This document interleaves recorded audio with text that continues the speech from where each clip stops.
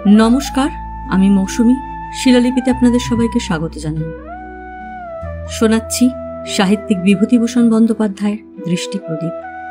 গল্প পাঠ ভালো লাগলে শেষে একটা লাইক দিয়ে যেতে ভুলবেন না। এখনও যারা আমার চ্যানেলটা সাবস্ক্রাইব করেননি তাদের সকলের কাছে আমার অনুরোধ, প্লিজ আমার চ্যানেলটা সাবস্ক্রাইব করে নেবেন। পাশে যে বেল নোটিফিকেশনটা আছে সেটা অবশ্যই প্রেস করে দেবেন। গল্প পাঠ ভালো লাগলে চেনা জানাদের সঙ্গে গল্প শেয়ার করার অনুরোধ রইল। আজ শোনাব উপন্যাসের ৭ম পর্ব। দাদা কালীগঞ্জে একটা বাতাসার কারখানায় কাজ করে। অনেকদিন তার সঙ্গে দেখা হয়নি। কিছু টাকার দরকারও ছিল, কারণ কলেজের কিছু বাকি মাইনে ও পরীক্ষার ফির টাকার অভাব হওয়াতে শৈলদী লুকিয়ে ১৬টা টাকা দিয়েছিল।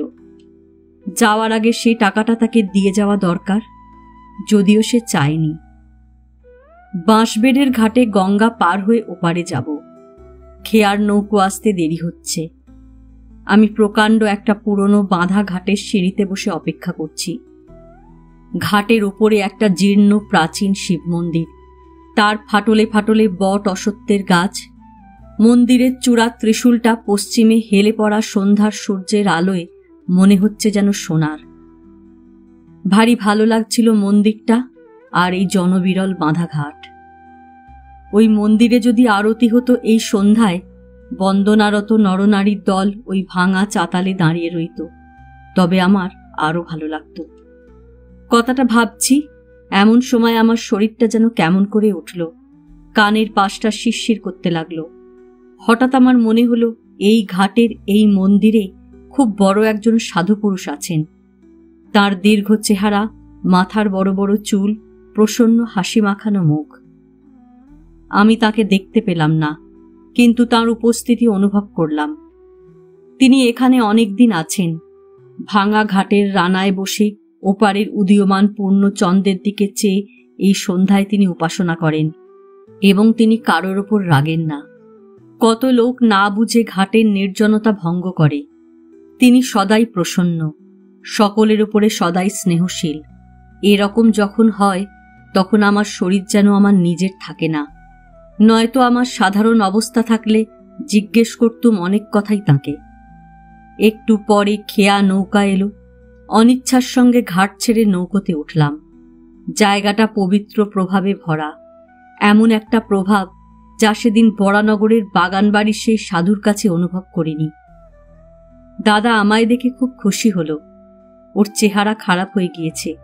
ছেলেবেলাকার দুধে আলতা রঙের সেই সুশ্রী বালককে দাদার মধ্যে আর চিনে নেওয়া যায় না। একে লেখাপড়া শিখলে না, তার ওপরে এইসব পাড়াগাঁয়ে চাকরি করে বেড়ায়। চেহারায়, বেশভূষায়, কথায় বার্তায় দাদা হয়ে গিয়েছে যেন কেমন। তেমনি ধরনের লোকের সমাজে সর্বদা চলে ফেরে। রাত তখন প্রায় ৯টা। দাদা ফিরে এসে রান্না চড়ালে। কি বিশ্রী জায়গাতেই থাকে। বাতাসার কারখানাটা একটা প্রকাণ্ড লম্বা চালা ঘর। ৬-৭টা বড় বড় উনুনে দিনরাত গনগনে আগুন। বড় বড় কড়ায় গুড়ের রস আর চিনির রস তৈরি হচ্ছে। এই কারখানায় অত আগুনের তাতে থাকা কি দাদার অভ্যেসে আছে কোনো কালে? দাদা নিজেই রান্না চড়ালে। আমায় বললে, খিচুড়ি খাবি জিতু? বেশ ভালো মুগের ডাল আছে, ভাঁড়ে দেখি ঘি আছে বোধহয় একটু। দাদার বাসা ছোট একখানা চালা ঘর। মেঝের ওপর শোয়ে, বিছানা পাতাই থাকে, কোনো কালে তোলা হয় না। তবে খুব ময়লা নয়। আমরা ভাই বোন ময়লা জিনিসপত্র মোটেই ব্যবহার করতে পারিনি, ছেলেবেলা থেকেই অভ্যেস। বিছানার ওপরকার কুলুঙ্গিতে খবরের কাগজ পাতা, একখানা ভাঙা পাড়া বার হওয়া আরশি, আর একখানা শিঙের চিরুনি। দাদা ছিল আমাদের মধ্যে সবচেয়ে ছেলে মানুষ, সবচেয়ে আনাড়ি। তাকে এখন নিজে রান্না করে খেতে হচ্ছে। অথচ কি বা জানে ও সংসারের, কি কাজই বা পারে। রান্না চড়িয়ে দাদা বললে, ভালো কথা, দাঁড়া জিতু, তোর জন্য একখানা ইংরেজি বই রেখে দিয়েছি, বের করে দি। টিনের ছোট তোরঙ্গ খুলে একখানা মোটা ইংরেজি বই আমার হাতে দিয়ে বললে, এখানে সাতুবাবু কন্ট্রাক্টর আসে বাতাসা নিতে। সে ফেলে গিয়েছিল, আর ফিরে আসেনি। আমি তুলে রেখে দিয়েছি, ভাবলাম জিতু পড়বে। পাতা উল্টে দেখি একটি বিলিতি স্টিল কোম্পানির মূল্য তালিকা। খুব চমৎকার পাতা, চমৎকার ছাপা, বাড়ি ঘর, রেলের পুল, কড়িবর্গার ছবিতে ভর্তি। দাদার উপর দুঃখ হলো। বেচারি এসব পড়তে পারে না, বুঝতেও পারে না। ভেবেছে কি অপূর্ব বই না জানি। আমি কিছু না বলে বইখানা আমার পুঁটুলিতে বেঁধে নিলাম। দাদা ততক্ষণে তোরঙ্গ হাতড়ে আর একখানা ছোট ছেলেদের গল্পের বই বার করে বললে, আর এই দেখ একখানা বই, ভারী মজার মজার গল্প। আমি খেয়ে দে রোজ একটুখানি করে পড়ি। খোঁড়া শিকারির গল্পটা পড়ছিলাম, পর দেখি শুনি। এসব গল্প ইংরেজিতে কতবার পড়েছি, আমার কাছে নতুনত্ব নেই কোথাও। তবুও দাদাকে পড়ে পড়ে শোনাতে লাগলাম। দাদা মাঝে মাঝে খিচুড়িতে কাঠি দিয়ে দেখে, আর হাঁটু দুটো দু হাতে জড়িয়ে একটুখানি পেছনে হেলান দিয়ে বসে আমার মুখের দিকে আগ্রহের সঙ্গে চেয়ে চেয়ে শোনে। আমার এমন কষ্ট হলো। এসব গল্প যে ইংরেজি স্কুলের নিচের ক্লাসের ছেলেরাও জানে। আহা, দাদা বড় অভাগা। অল্প বয়সে সংসারের চাপ ঘাড়ে পড়ে সারা জীবনটাও নষ্ট হয়ে গেল। টাকার কথাটা দাদাকে বলতে মন চাইল না। ওর কত কষ্টে রোজগার করা পয়সা। একটা আধটা নয়, 16টা টাকা, 11 টাকা মাসে মাইনে পায়। ওর 1.5 মাসের রোজগার কোথা থেকে দেবে ও? শৈলদির টাকা আমি এরপরে যে করে হয় শোধ দেব। দাদা নিজেই বললে, বাড়ি যাবি তো জিতু? গোটা 10 টাকা নিয়ে যা। আমার বড্ড ইচ্ছে সীতাকে 1 ছড়া হার গড়িয়ে দিই, কিন্তু টাকাই জমে না হাতে। তোর টাকার যদি দরকার থাকে তবে আলাদা করা হারের জন্য 20টা টাকা তোলা আছে, তাই থেকে নিয়ে যা, দেব এখন। হার এরপর দেখব। 7-5 ভেবে টাকা নেওয়াই ঠিক করলাম। শৈলদির ওপর বড় জুলুম করা হয়, নইলে শৈলদিকে মনে হয় না যে সে পর। এত আপনার মতো কজন আপনার লোকই বা দেখে। মায়ের পরেই শৈলদিকে ভক্তি করি। সে লুকিয়ে টাকা দিয়েছে, তাকে আর বিপন্ন করব না। যে দাদা সকাল 8টার কমে বিছানা থেকে উঠত না, তাকে ভোর 5টার সময় উঠে কারখানায় গিয়ে কাজে লাগতে হয়। আমিও দাদার সঙ্গে গেলাম। কারখানার মালিকের নাম মতিলাল দাস, বয়স 50-এর ওপর। তৃতীয় পক্ষের স্ত্রী আছে সংসারে, আর দ্বিতীয় পক্ষের ছেলে মেয়ে। দাদা মতিলালের তৃতীয় পক্ষের স্ত্রীকে মাসিমা বলে ডাকে। মতিলাল আমায় দেখে বললে, তুমি নিতাই ঠাকুরের ভাই? বেশ বেশ, আজকাল কি বই পড়ায় তোমাদের? তার প্রশ্ন শুনে আমার হাসি পেল। আমি জবাব দেবার আগেই মতিলাল বললে, আমাদের সময় যেসব বই পড়ানো হতো আজকাল কি আর সেই সব বই আছে? এই ধরো পদ্যপাঠ, তৃতীয় ভাগ, যদুবাবুর। আহা, কুব্জ পৃষ্ঠ নব্জ দেহ উষ্ট্র সারি সারি, কি আশ্চর্য শোভাময় যাই বলিহারি। কি সব শব্দ লাগিয়েছে দেখেছ একবার? ভাষার জ্ঞান হতো কত পড়লে। বলো দেখি নব্জ দেহ মানে কি? আমাদের হরিশ পণ্ডিত পড়াতো কালনার স্কুলে। আমি তখন ছাত্রবৃত্তি পড়ি। তখন ছাত্রবৃত্তি পড়লে মোক্তার হতো, দারোগা হতো। এখন হয়েছে তো সব ছেলে খেলা। আমি এসেছি শুনে মতিলালের স্ত্রী দুপুরে খেতে বললে। আমায় দেখে বললে, এসো বাবা, তুমি নিতাইয়ের ভাই, তুমিও মাসিমা বলে ডেকো। কাছে দাঁড়িয়ে থেকে মাসিমা দাদাকে রান্না দেখিয়ে দিতে লাগলো, কারণ আমরা খেতে চাইলেও ওরা রেঁধে আমাদের খেতে দেবে কেন? মাসিমা সংসারে নিতান্ত একা। মতিলালের ও পক্ষের ছেলেমেয়েরা বাপের তৃতীয় পক্ষের পরিবারকে দু চোখ পেরে দেখতে পারে না, বা এখানে থাকেও না কেউ। অথচ মাসিমার ইচ্ছে তাদের নিয়ে মিলেমিশে সংসার করা। আমরা খেতে বসলে কত দুঃখ করতে লাগলো। এই দেখো বাবা, কেষ্টকে বলি বৌমাকে নিয়ে এখানে এসো, এসে দিব্যি থাকো। বৌমাটি বড় চমৎকার হয়েছে, তা যদি আসে। সেই নিয়ে রেখেছে শ্বশুরবাড়ি, কালনার কাছে দাঁইহাট, সেখানেই থাকে। আমার নিজের পেটে তো হলো না কিছু, ওরাই আমার সব, তাই এমুকো হয় না কেউ। বড় মেয়ে দুটি শ্বশুরবাড়ি আছে, আনতে পাঠালে বলে সৎ মায়েরার অত আত্মীস্য দেখাতে হবে না। শোনো কথা, আমায় মা বলে কেউ ডাকেও না, ডাকলে তাদের মান যাবে। মাসিমাকে খুশি করবার জন্য আমি অকারণে কারণে খুব মাসিমা মাসিমা বলে ডাকতে লাগলাম। আমাদের পাতে আবার মাসিমা খেতে বসলেন। বললেন, ব্রাহ্মণের পেটসাদ পাবো, ওতে কি আর ছোট বড় আছে বাবা?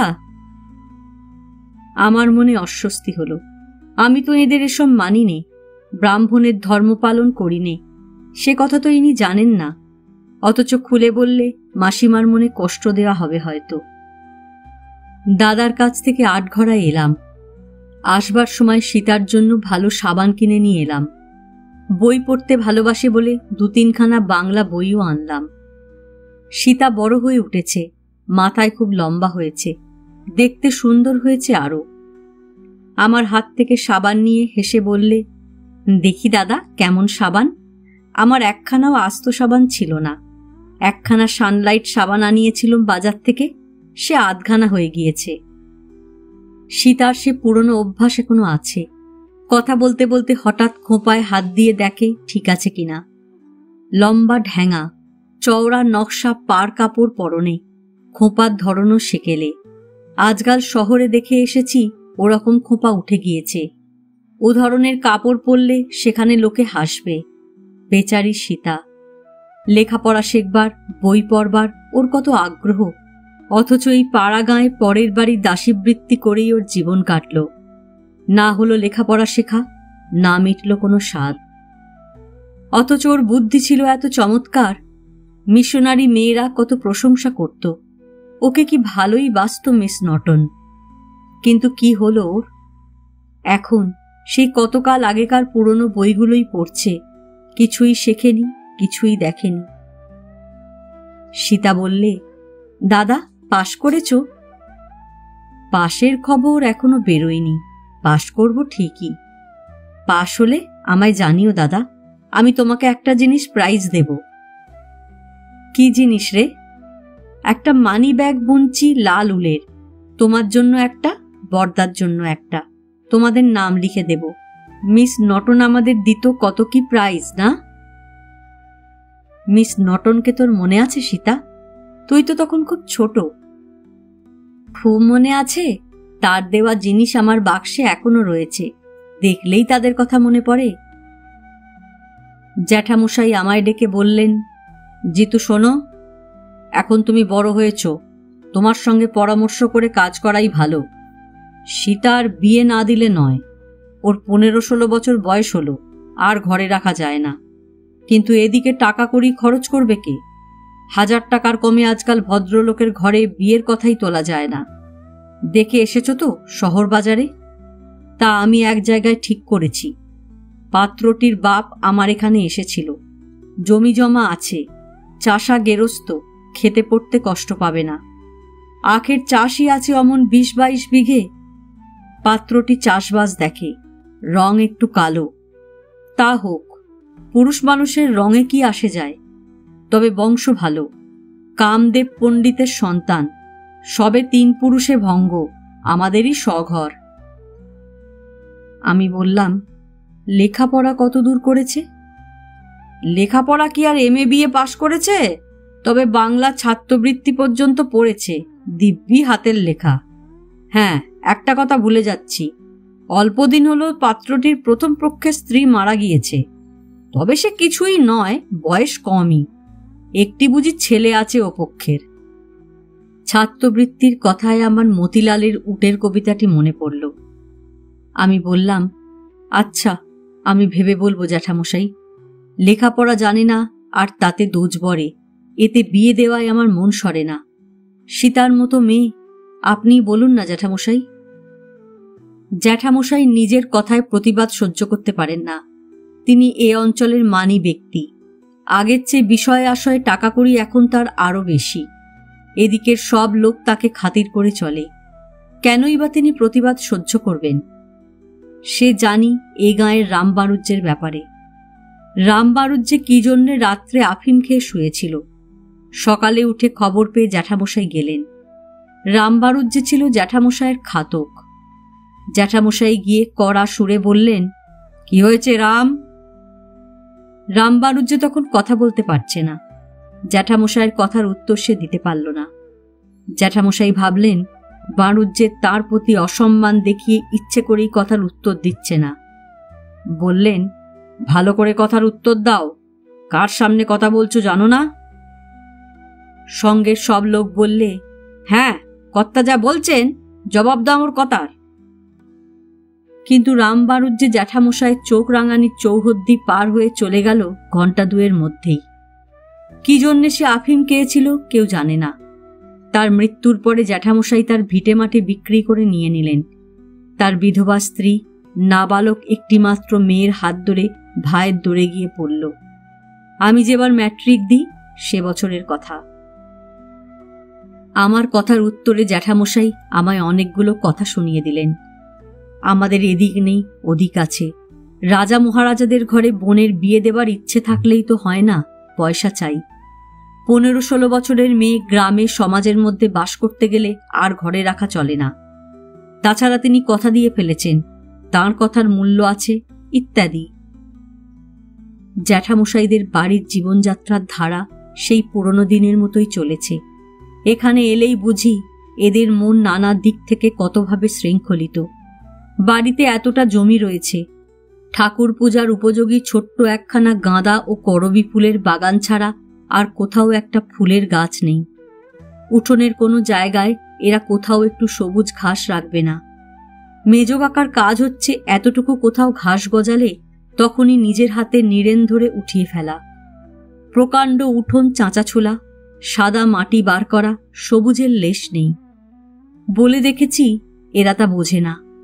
সামনের উঠোনটা লাউ মাচা পুঁই মাচায় ভরা, প্রত্যেক জায়গাটুকুতেই তরকারি লাগিয়েছে, নয়তো মানকচুর ঝাড়। একদিন জ্যাঠামশাইয়ের ছেলে হারুদাকে বললাম, আমি শ্রীরামপুর থেকে ভালো মরশুমি বীজ এনে দেব, আর একরকম লতা আছে আমাদের কলেজে, চমৎকার নীল ফুল ফোটে। বাড়ির সামনেটা বাগান করো, আর চণ্ডী মণ্ডপের চালে সেই লতা উঠিয়ে দাও। হারুদা বললে, তোমার যেমন বুদ্ধি, ফুল গাছে কি দুধ দেবে শুনি? মিছিমিছি জায়গা জোড়া, চণ্ডী মণ্ডপের চালে ফি বছর 30-40 খানা চাল কুমড়ো হয়, জানিস তা? অর্থাৎ আহারের আয়োজন হলেই হলো, আর কিছু দরকার নেই এদের। মেজ কাকার ঘরে একদিন শুয়েছিলাম, কাকিমা এখানে নেই। মেজ কাকার আবার একলা শুতে ভয় করে, তাই আমাকে শুতে বলেছিলেন। সারাদিন গরমের পরে অনেক রাত্রে এক পশলা বৃষ্টি হলো। কি সুন্দর ভিজে মাটির গন্ধ আসতে লাগলো। মেজ কাকা দেখি উঠে তাড়াতাড়ি জানলা বন্ধ করছেন। আমি বললাম, বন্ধ করছেন কেন মেজ কাকা, বেশ ভিজে হাওয়া আসছে। মেজ কাকা বললেন, ঠান্ডা লাগবে, শেষ রাতের বৃষ্টির হাওয়া বড় খারাপ, কাল সর্দি ধরবে, আমার ধাতই একে সর্দির। দুপুরে সীতার সম্বন্ধে মাকে বললাম। মায়ের ইচ্ছে নয় ওখানে সীতার বিয়ে দেওয়া, তবে মা নিরুপায়, এ বাড়িতে তাঁর কোনো কথা খাটে না। আমি বললাম, আমি কোথাও চাকরি খুঁজে নিই মা, সীতার বিয়ে নিজে থেকে দেব। মা বললেন, শোনো কথা ছেলের, তুই লেখাপড়া ছেড়ে এখন করবি কি? তোদের মুখের দিকে চেয়ে এখানে কষ্ট করে পড়ে থাকি, নিতুর তো কিছু হলো না, তুই বিয়েটা পাশ কর, সীতার কপালে যা থাকে হবে। তুই এখন চাকরিতে কত টাকা পাবি যে সীতার বিয়ে দিবি নিজে? মাঝে পড়ে তোর পড়াটা হবে না। আর শোন, এই নিয়ে কোনো কথা বলিস না কারুর সঙ্গে, তোর জ্যাঠাইমা শুনতে পেলে রক্ষে রাখবে না। মা এত ভয় করেও চলেন ওদের। প্রথম জীবনে কোনো কষ্ট পাননি, তারপর চা বাগান থেকে এসে দুঃখের মধ্যে পড়ে গিয়ে এমন ভীতু হয়ে উঠেছেন, সদাই ওর ভয় থাকে জ্যাঠাইমা ওদের দুজনকে এ বাড়িতে জায়গা দিতে না চাইলে আমার লেখাপড়া না হয়, সীতার বিয়ে নিয়ে দাদা জড়িয়ে পড়ে, এই সব। সীতাকে জলে ফেলে দিতে পারবো না, মা যাই বলুন। জ্যাঠামশাইদের বাড়িতে বেশিক্ষণ আমার থাকলে হাঁপ লাগে। গায়ের বাইরে নির্জন মাঠে গিয়ে বসে ভাবি সীতার সম্বন্ধে কি করা যায়। কিন্তু হঠাৎ কেমন করে অন্য চিন্তা এসে পড়ে। এই রৌদ্রালোকিত দুপুরে একা বসলেই তার কথা আমার মনে পড়ে, মন থেকে দূর করতে পারিনি। প্যালেস্টাইনের ঊষর পর্বতময় মরুদেশের রৌদ্র, সারা গায়ে ঘাম ঝরছে তাঁর, রোদে মুখ রাঙা, নিজের ভারী ক্রুশটা নিজেই বয়ে নিয়ে চলেছেন বদ্ধভূমিতে। পিছনের অন্ধ জনতা জানে না যে ঝড়ে গ্যালিলির সমুদ্রের নোনা জলে দুকুল ছাপিয়ে মাঝে মাঝে যে তরঙ্গ ওঠায় তাও তুচ্ছ হয়ে যাবে সে বৃহত্তর তুফানের কাছে। আজকের দিনটি জগতে যে তুফান তুলবে। তারা জানে না যে মানুষের মনে ব্যথা না দেওয়ার চেয়ে বড় আচার নেই, প্রেমের চেয়ে বড় ধর্ম নেই। তার আবির্ভাব কে ব্যর্থ করবে? ওই বজ্র বিদ্যুতের মতো শক্তিমান তার বাণী। বিষ্ণুর সুদর্শন যে শক্তির প্রতীক। নিত্যকালের দেবতা তাঁরা, দেশের অতীত কালের অতীত, সকল দেশের সকল অবতারের সগোত্র। তারপর আমি যেন কোথায় চলে গিয়েছি। সেখানে নদী, মাঠ, বন সবই আছে, কিন্তু সবই যেন ঝাড়লন্টনের কাঁচের পরকলার মধ্যে দিয়ে দেখা। রাত কি দিন বুঝতে পারলাম না। মাথার ওপরকার আকাশে তারা নেই, অথচ সূর্যও দেখলাম না আকাশে। আমি যেন সেখানে বেশ সহজ অবস্থাতেই আছি। একটু পরেই মনে হলো সে জায়গাটাতে আমি অনেকবার গিয়েছি। নতুন নয়, ছেলেবেলা থেকে কতবার গিয়েছি। একটা বাড়ি আছে সেখানে। বাড়িতে যারা আছে তারা আমার সঙ্গে গল্প করে, কত কথা বলে। স্বপ্নের মধ্যে দিয়ে যেন মনে হয় তারা আমার খুব পরিচিত। কতবার তাদের দেখেছি। সেখানে গেলেই আমার মনে পড়ে যায় সেখানকার পথ ঘাট। ওইখানের মাঠের মধ্যে একটা পুরনো বাড়ি আছে, ওরও পাশে সেই বনটা। সেখানে যেমনি যাই, মজা এই যে অমনি মনে হয় এ তো নতুন নয়, সেই যে একবার ছেলেবেলায় চা বাগানে থাকতে এসেছিলাম। কিন্তু সে দেশটা যেন অন্য রকম। যখন সেখানে থাকি তখন স্বাভাবিক মনে হলেও পরে মনে হয় সেটা এই পৃথিবীর মতো নয়। সেখানে আমি কতক্ষণ ছিলাম জানি না। উঠে দেখি গাছে ঠেস দিয়ে কখন ঘুমিয়ে পড়েছিলাম। কিন্তু এত ঘুম ঘুমিয়েছি, উঠে চোখ মুছে চারিদিকে চেয়ে দেখি প্রায় সন্ধ্যা হয়ে এসেছে। কেবল এইটুকু আমার মনে ছিল, স্বপ্নের দেশে কাকে যেন জিজ্ঞেস করেছিলুম। বটগাছের নিচে একটা সুন্দর ঠাকুর আছেন, শুনেছি বিষ্ণুমূর্তি। আমার বড় ভালো লাগে। জ্যাঠাইমারা পুজো করেন না কেন? ঘুম কি সত্যি? কিছুই বুঝতে পারলুম না। মনের সে আনন্দটা কিন্তু অনেকক্ষণ ধরেছিল। জ্যাঠামশাইরা কি একটা মোকদ্দমার সাক্ষী সাবুত 2-3 দিন ধরে চণ্ডীমণ্ডপে তালিম দিয়ে শেখালেন। যে কেউ শুনলে বুঝতে পারত যে এরা সেসব জায়গায় যায়নি কোশমিন কালেও, সেসব ঘটনা দেখেওনি। এদের খামার সংক্রান্ত কি একটা দখলের মামলা। একদিন শুনলাম মামলায় এরা জিতেছেন। আবার সেই ব্যাপার দেখলুম বাড়িতে। গৃহদেবতার প্রতি ভক্তিতে আপ্লুত হয়ে উঠলেন সবাই। মহা সমারোহে পুজো হলো। স্বপক্ষের যারা সাক্ষী ছিল তাদের পরম যত্নে তোয়াজ করে খাওয়ালেন।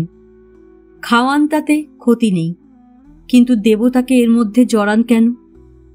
এরা ভাবেন কি যে দেবতা তাদেরই বাঁধা, হাত ধরা?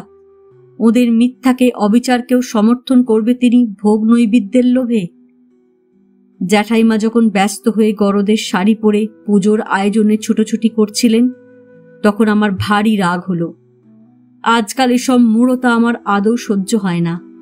ছেলেবেলার মতো ভয়ও করি না আর জ্যাঠাইমাকে। ভাবলুম এ নিয়ে খুব তর্ক করি, 2 কথা শুনিয়ে দেব, তাতে ওদের উপকারী হবে। দেবতাকে নিয়ে ছেলে খেলা বন্ধ হবে। কিন্তু সীতা ও মায়ের কথা ভেবে চুপ করে রইলুম। আজ এ পর্যন্তই। উপন্যাসের 8ম পর্ব নিয়ে অন্যদিন আসব। গল্প পাঠ ভালো লাগলে লাইক, শেয়ার, কমেন্টস করতে ভুলবেন না। আজকের মতো নমস্কার।